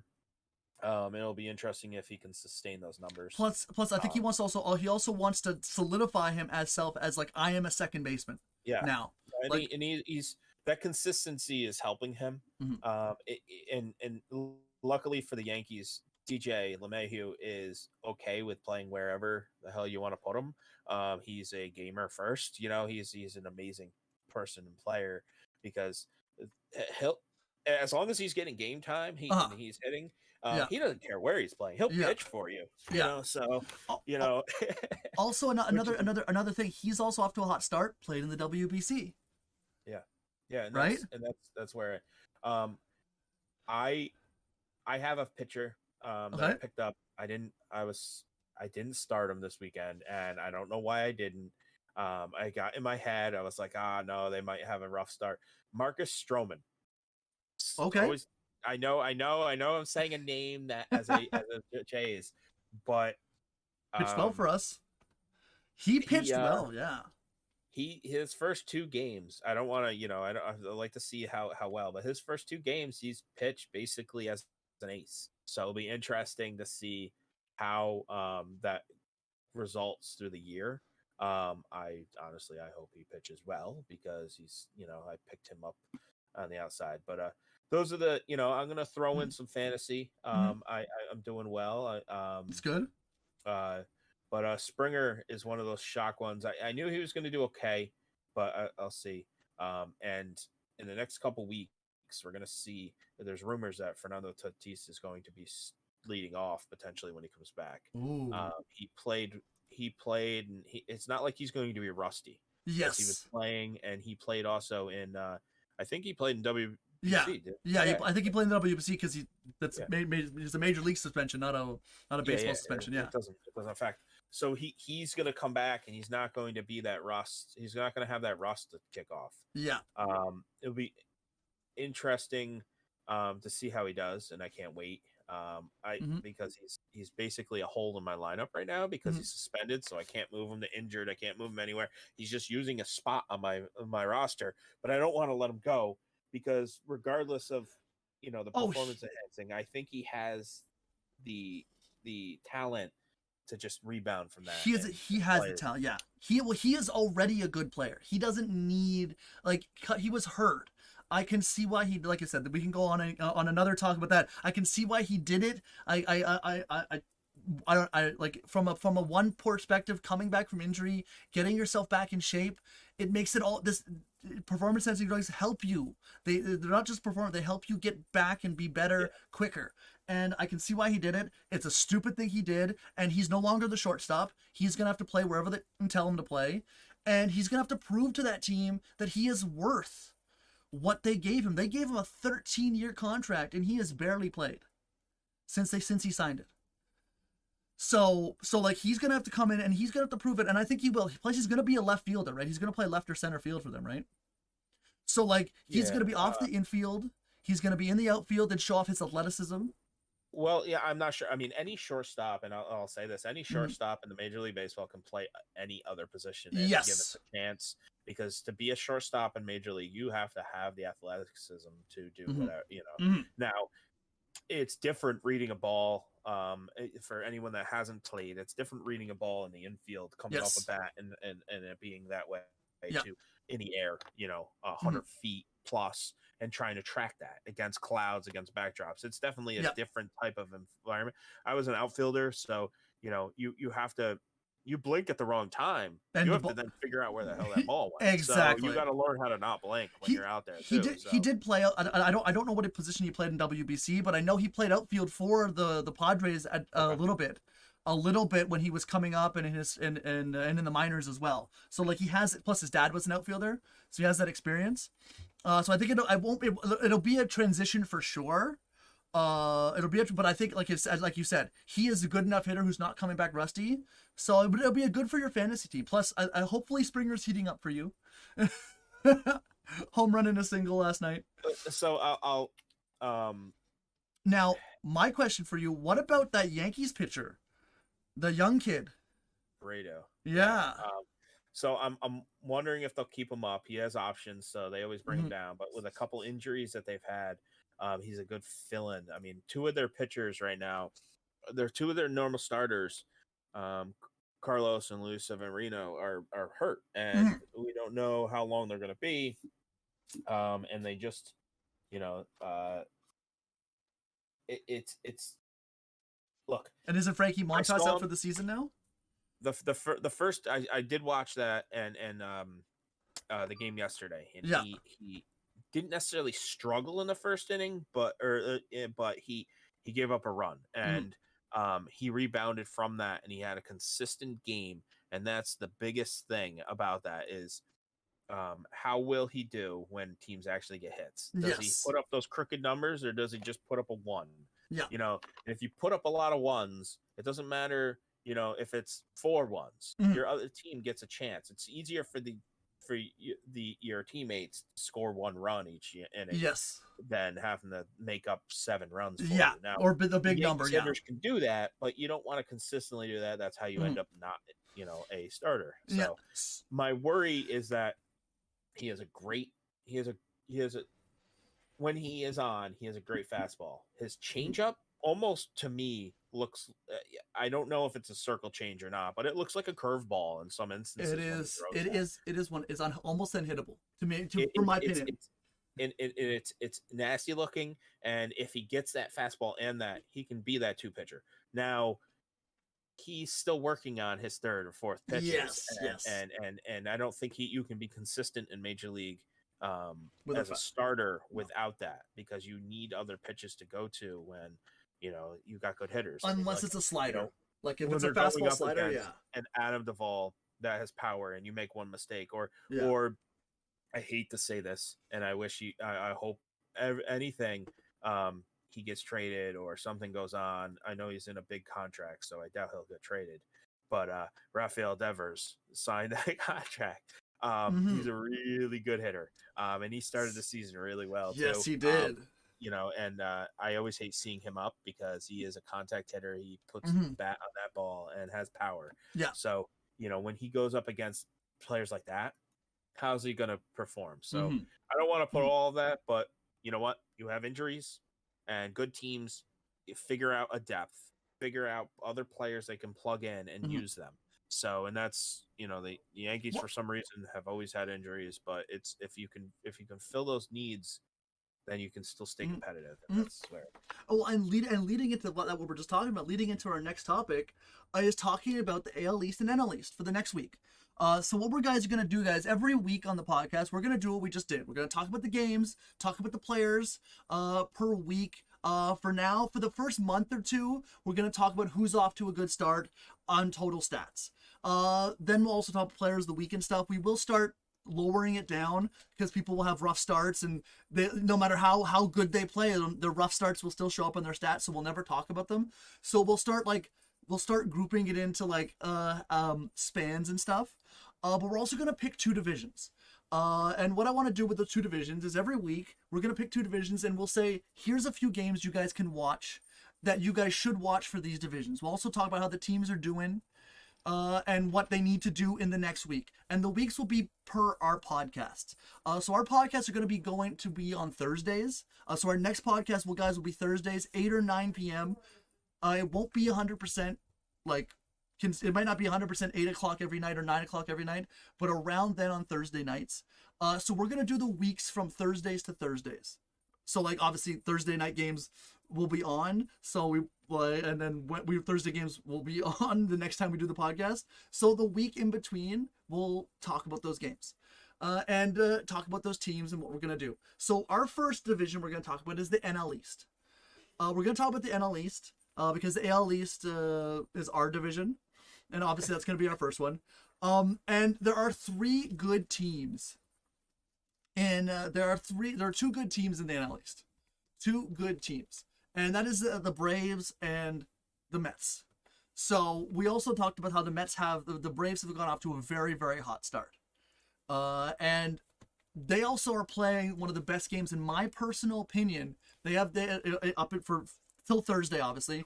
They are the team. If you guys want to watch some good baseball, go watch the Braves for San Diego tonight. Also, the Braves are facing Cincy and they have Kansas City, so they don't have games coming up. But if you want to watch a game tonight at 7, the Braves versus San Diego is a game. Yep. Seth Lugo's making his second start since signing with San Diego, and Dylan Dodd is a young pitcher. I think he's making his second start this season, but 5 innings, 1 run in his first start.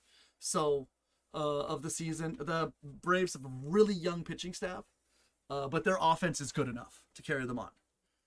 And honestly, other than that, the Mets need to make up. For me personally, the Mets need to make a choice. They're playing the Padres. The Mets are playing the Padres. So also, starting next week, if you guys want to watch some NL East games, the Padres versus the Mets are yeah. And that's back to back NL East teams that the Padres have had to face. And, yes, it's interesting. I feel if the Mets can't figure it out, they're going to get themselves in a little hole that I know you can get back. It's still April, but you know, if you get down 5 to 10 games in the beginning of the season, you're trying to dig out, you know, and that's not. I don't know if they have the talent currently, unless they get some injured players back, that they can do that. So that is very true. That is very true. I don't know. I don't know what their next steps are if they lose, because like they're not hitting right now. Their pitching has been rough, to say the least. They have some pitchers are doing well. Their Japanese import has done really well so far.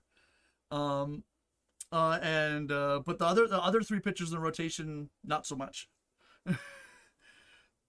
So and like I said, their hitting has been not there to start the season. So I will say, it will be interesting to see how the Phillies. They haven't been hitting well because you know they're missing. I mean, to be honest, they need to get Harper back. They need to. I don't know how long that's going to be. You know, I think May. He is and they got to figure it out, because until he comes back, he is the energy that they need. He's one of those players that I feel like he still has fun all the time. He's still, you know, even though he's getting older, he's still that kid environment, you know, where he's just enjoying it. But if they can get back on, they play. Well, they were already playing Cincy, and I don't know, you know, they're already playing good teams. But they play Miami and Cincinnati for the next, you know, Monday through Thursday, or Sunday through Wednesday, I should say, because we're hoping, you know. But they could come out of that with a better record, you know. 100%. And also, they just they had a walk-off yesterday, last night against the Reds. They had a walk-off. I think they were down 2 runs in the 9th inning, and Nick Castellanos got a walk, and then got to third base, and like just waved at the pitcher, and the player. I read the recap, and the players were like, it felt like the playoffs. They said it felt like the playoffs. 8.5 innings. The fans had nothing to cheer about, and now the fans are in this game like stayed in the seats. Yeah, they. So Philadelphia has, you know, cover this. Their fan base is, you know, is ripe because like I said, they lost the World Series in Game 7. The fan base is there. If they play well, if they give the fans something to cheer about, they're gonna cheer. But like, you are right, the 26 runs, 46 runs allowed. It's something they have to do. They have the stars that can make it up, but they need to get that energy, and they already beat Cincinnati the game before, but and that's just probably total talent. Cincinnati is not that good. Getting a couple walk-offs and getting that energy at the end, that will continue, and we'll see. You know, if they go, you know, if they go 4-0 and we're talking again, and you know, they can find their way, because they obviously have the pitching ability. So as that's there, you know, they can figure it out. I guess. Do we want to really talk about the other teams in the division? Because there are the other 2 teams in the division is Miami and Washington, who are at the bottom of the standings already, which is fair, which is where they belong. Washington is in full rebuild mode, and they're going to play the Angels after the Angels play the Jays today. So that's going to be a tough series because they're going to have to face Shohei Ohtani. And I don't know, like, I don't know if they have anything. I know C.J. Abrams was one of their main pieces back. He's a nice little shortstop prospect. They have Victor Robles. They have Ruiz, Herbert Ruiz. I think out of the 2, the Nationals have a greater chance of surprising us. Okay. Now, I'm not saying that either of them are going to surprise us, but they have a greater chance of surprising us over the Marlins. Okay. And it's mostly just because the Marlins are in free fall. They're even with Marlins pitching. The problem with that is that ownership group has basically showed that the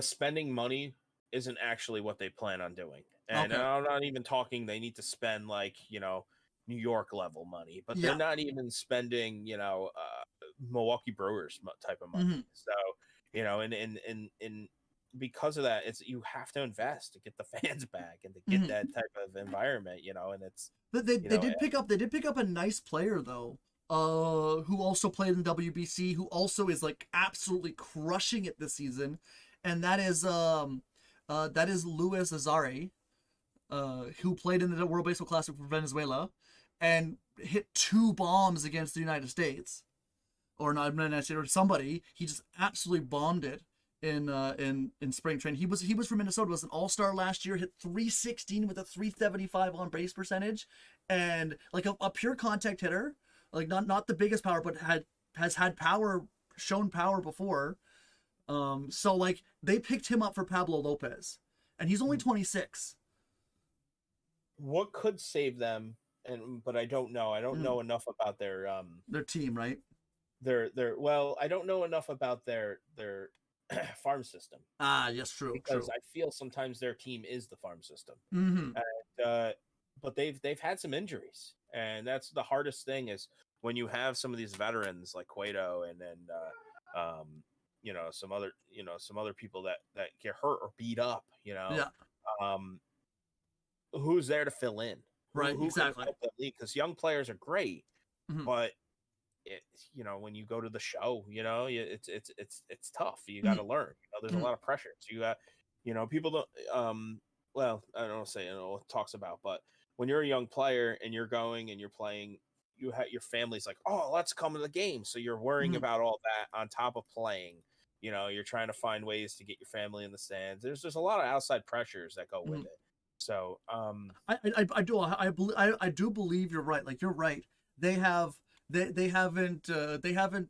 really built around the team. To be fair though, like I said, like they didn't. Everyone, when they traded away all those good players they did have, Christian Yelich, I forget who was the other outfield they traded away. But also Carlos Stanton. None of those players really like really the players they got back didn't fully help. Yeah. Fully. And like they do have 2 amazing pitchers. Sandy Alcantara, who was the Cy Young Award winner last season, also threw a shutout in like under 2 hours versus the Twins for one of the Twins' losses. They have Jesus. They have 2 top pitchers and a Trevor Rogers as well. So you have a young pitching staff. They have a few good players on the roster, but they don't have, like you said, I don't know what their prospects are like, because they don't have anyone who I think is special. Like the Washington Nationals have special prospects on their team right now. And we see what happens though when you can have the greatest pitchers that you have, but if you're not going to hit, I mean, we talked about the Expos. Yeah. I mean, look, they probably should have had a lot better record, but if they could figure out how to hit, yes, and you need both. It's great that they're in the games, and maybe they figure it out, and a couple of these younger players like get on start raking. Yeah, but I don't think once they go against. I think what's going to happen is they're going to be a feeder. Both the Nationals and the Marlins are going to be a feeder team, feeder games to the other 3. Yeah, exactly. And it's going to skew the records of that. Unlike the AL East, where it's a battle every time, and they're beating up on the rest of the league versus not the Vice. Yes. The National League gets wins. The National League East gets wins because they eat their own division. Well, also how I'll do with it. The new schedule, it's like they also the new schedule is going to change that just a little bit, because they only get, like we talked about before, they get less games against their division, but they're also going to be feeder teams for like the other good teams. The Cardinals get to face them, the Brewers get to face them more. It's not just one series. Now they get to face them twice. What's going to be fun about that is you're probably going to see. Talking about this new schedule, you're going to see a lot of unique trades, I think, during the trade deadline.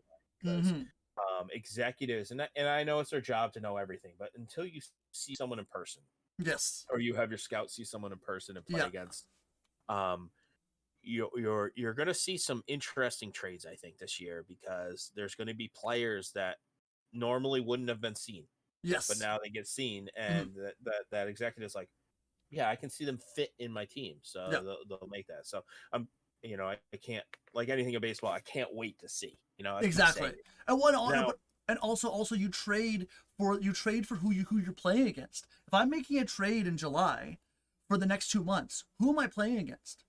Like I'm trading for a need. It gives you yeah, exactly. That's how stars are made. But also like losing doesn't also help.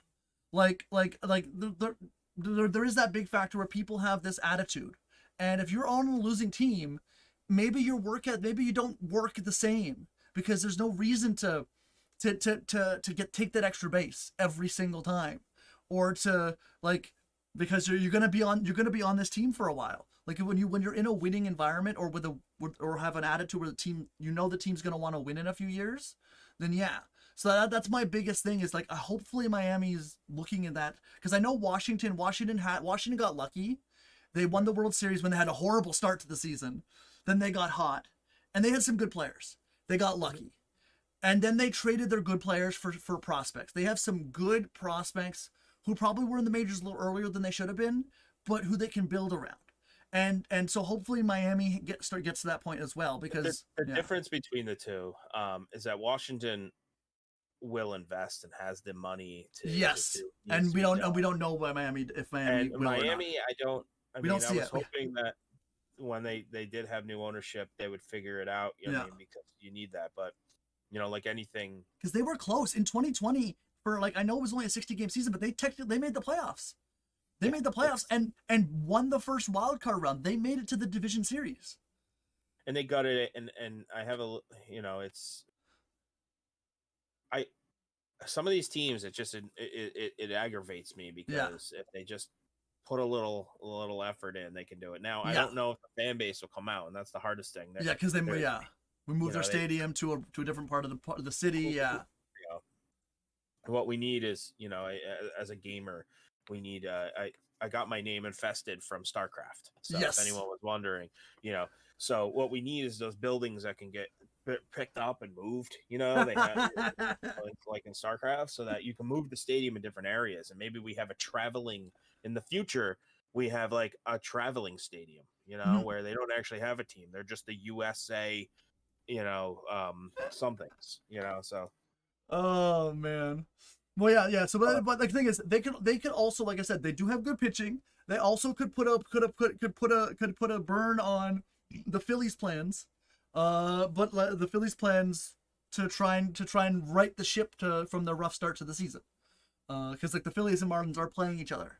So that might be something, if you care about the NL East, that would be a series to watch to start the season. I guess the April series between the Marlins and the Phillies, who are both in the similar schedules. But like I said at the beginning, the series to watch, the game today is the Braves for San Diego, and then the Mets for San Diego. Because if you want to watch some good NL East games, those are the games to watch, because the Mets and that San Diego Braves game is on ESPN, so everyone can watch that. That's going to be an interesting game.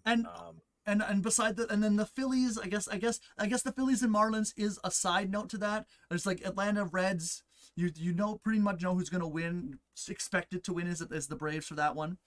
But the Phillies and Marlins could be a good series, because, like I said, the Marlins have a couple good players you'd like to see, and the Phillies were the NL champs last year. So I can't imagine people don't want to watch them play. Right? Yeah, I mean, I'm gonna try to watch it as best as I can. I mean, right now there's 7 games going on right now too, so hopefully people are watching us and not those games. But we understand. And I look, we can. The Rays are already up 1-0. So the Yankees are winning too, so you should be happy. And the Marlins are beating the Mets right now. I am, but the Yankees should beat the Orioles. So, if they don't, then I'm having an issue here. Mm-hmm. Okay, well, do you want to move on to the NL East? AL East? Yeah, definitely. Okay, so the same thing goes with the AL East. There is not a lot, obviously there's not a lot of games that particularly that I want to watch in the AL East. The Jays are playing the Angels today, and then they're playing the Tigers at home. I do think the Wednesday game playing the Tampa Bay is going to be interesting, because Tampa Bay could potentially be like 13-0 could also potentially Tampa will have a very good record no matter what. Coming into Toronto on April 14th. So that is a game I say you guys should watch. Personally, the Yankees are playing the Guardians. I do think you guys should watch that match for the pitching matchup. Domingo Germán has turned over a new leaf completely. And Shane Bieber, that could be the game to watch. Domingo Germán is not a bad pitcher, and Shane Bieber is one of the best pitchers in the game. Other than that, Baltimore, Tampa are playing each other, but not Baltimore. Boston and Tampa are playing each other, and you guys should watch Tampa because Tampa's 8-0 right now. I'm mixed on that one because I don't want to see Tampa keep winning, but obviously I don't want to see the Red Sox ever win. Exactly. So and like I said, I don't even know if they're going to. Tampa could potentially win every game of that series before they come to Toronto. So it is super potential they can win every game of that series before they come into Toronto. So I'm excited to watch that series in terms of seeing if they're gonna go undefeated before they come to Toronto, so we can break their defeated streak. And also Baltimore's going to Oakland, so I expect Baltimore to win that. Personally, Baltimore's a pretty good team. They are, and they're like I said, the AL East right now, I would say because it's so early. Yeah. It's anyone. Obviously, it's always anyone's division. It's anyone's division, yeah. Especially this season. I mean, though the thing is there's already a 4-game difference between the top team and the lower, and that's a pretty big difference in the beginning. But that's just because I knew Tampa was going to be a decent team. I didn't think they were going to start the season 8-0. However, I mean the teams they're playing, I expect them to have put up good numbers. They started Oakland and Washington. But their pitching has been the best. They've given up the least amount of runs in all of baseball. They've only given up 18 total runs in all 8 games. That is true. I mean, that right there, that's crazy to think about. Yeah, and they've scored 64. Yeah, plus 46 run differential. And actually, they're playing right now, so no, it's 1-1. So it's that will maintain. But that's I think they have the top scoring too, right? I believe they have the top scoring as well. They do. So least amount of runs. That's always a good way of always winning. And I don't know what's going on with my camera, but I guess a fuzzy me is better than no me. So. Exactly. We are. I'm a little bit discounting the 8-0 because of the teams they were facing, but they did. The Washington did put up a fight. Washington did put up a fight against them, force them into playing. Like Washington had to struggle to win those games, force Tampa to win those games. And Oakland, I was live on stream that Friday watching the Oakland game on my TV, and that home run. Like Oakland's not a good team, so yeah, but Oakland was still hitting home runs off their pitchers. So Tampa, as we have both said, our teams are better than Tampa. The Yankees and the Jays are both better than Tampa. As the season drags on, you'll see that. Now, my only worry of that is they have, just like always, they have a young team, and you get you give enough momentum and ability for those young players to feel it out and keep being well. Yeah. They can still be consistent longer because those players just won't have that fear. Yeah. And that's the thing when they play teams, they never have fear. Yeah. And they play Houston tight. They play, they do it. Well, and if Wander Franco's he's their stud. He's signed to a million years. Like if he's off to a great start. If he continues on the hot start, it's gonna help them because people are gonna start pitching around Wander Franco. And then they have other players in the lineup. They have other players. Isaac Paredes has been a godsend for Tampa since he got traded from the Detroit to Tampa last season because he wasn't going to make a Detroit. That is a Detroit. Like I know he's not the best hitter, but he has mad power. There you go. You are Yeah, I don't know back. what's going on with that. It just like flickered.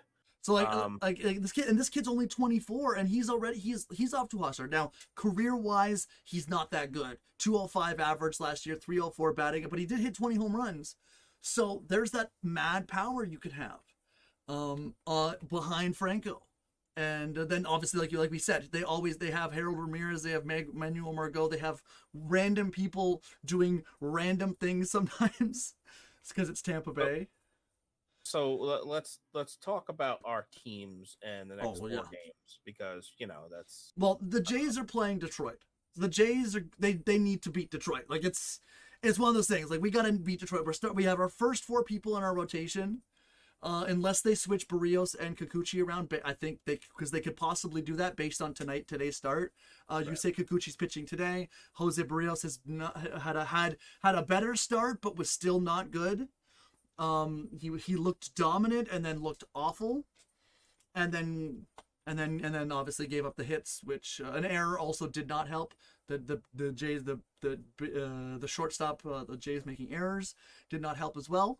But that could change the rotation. We could have our four best pitchers going against Detroit. So we should win those games. Plus, it's at home. We've been waiting for this, man. Like, we've already done this. Will be game 10 of the season, and I haven't even been to a Jays baseball game yet. So, like, the fans are waiting for this. Who's been going in your place? So we should win this game, but it's not something like that's good. That's going to be good games. The Yankees series, different story. They're facing the Guardians, and the Guardians are one of those. The Guardians face them tough in the postseason. Oh yeah, definitely. Yeah. So this is a postseason matchup with and there was some blood. Josh Naylor, doing the baby, the walk-offs from Gonzalez. Like there was some little bit of blood between this team. Last season. So Herman he's been inconsistent, but I feel like he can get that back. Mm-hmm. And a team like the Guardians might be that team and they can do that. I'm interested in seeing how some of these players rebound. It's going to be a tough series, though. Yes. For the Jays, the Jays are they only playing a 2 or they got a 3-game series? They got a 3-game series against the 3 games against the Dodgers, 3 games against the Rays, or 4 games against the Rays, I think. Tigers. Yeah. Yeah. That's going to be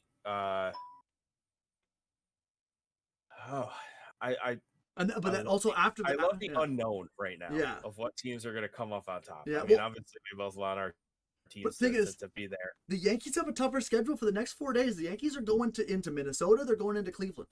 Yeah. So that's the tough. Those are the top 2 teams in the Central. So like the Yankees need to come out like if right now with Tampa winning and Tampa in Boston, the Yankees need to win the series minimum, because potentially Tampa could win all 3 games.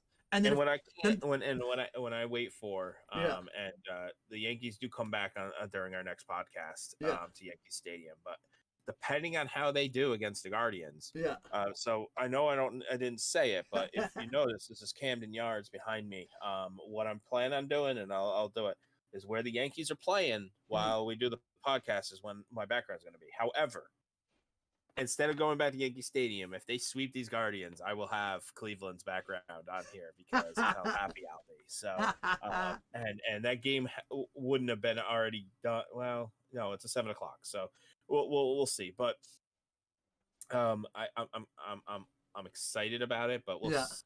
That team, Cleveland is one of those scrappy teams, and they have pretty good players. Mm-hmm. It'll be interesting. And good, and like I think you're facing their best pitchers as well. So like it's the series to watch. Like if I had to pick any series, like we got the Mets versus San Diego, and we got the Yankees versus Cleveland.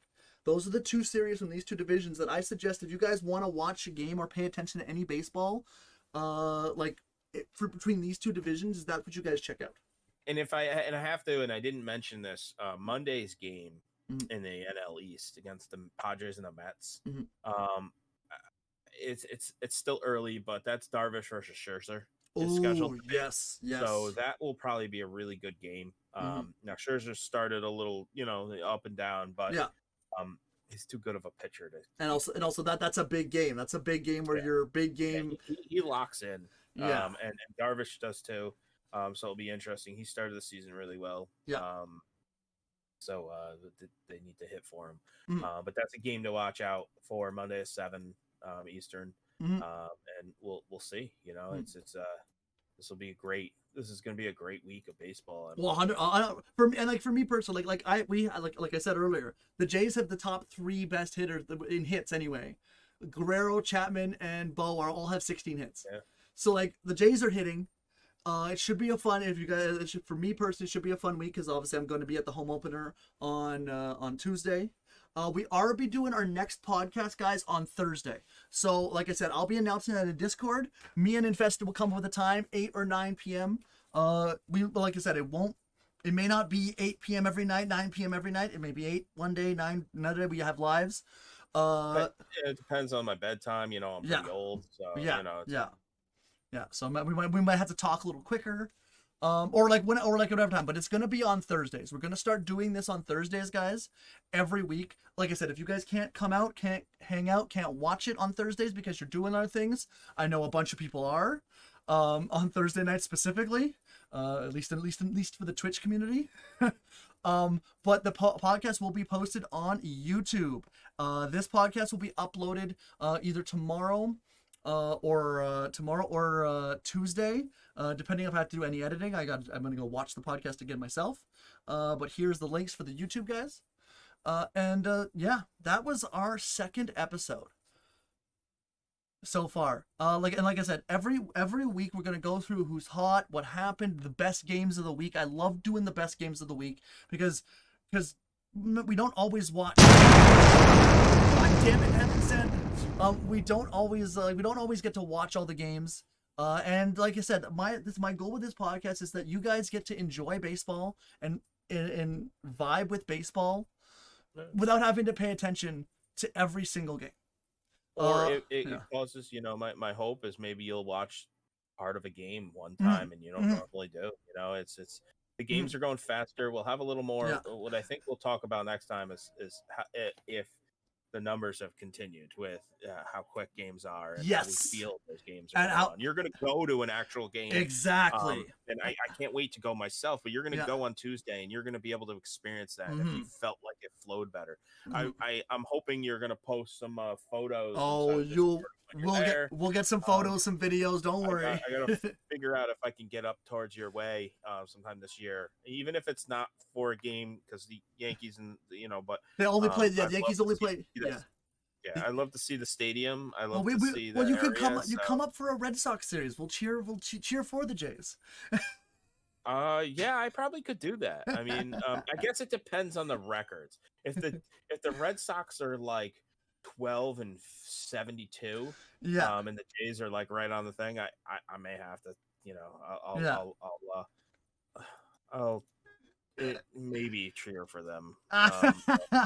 But I feel you there.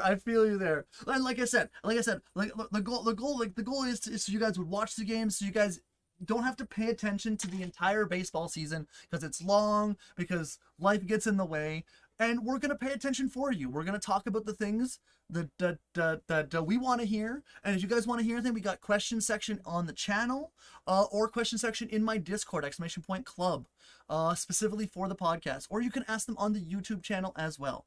So that is us signing off.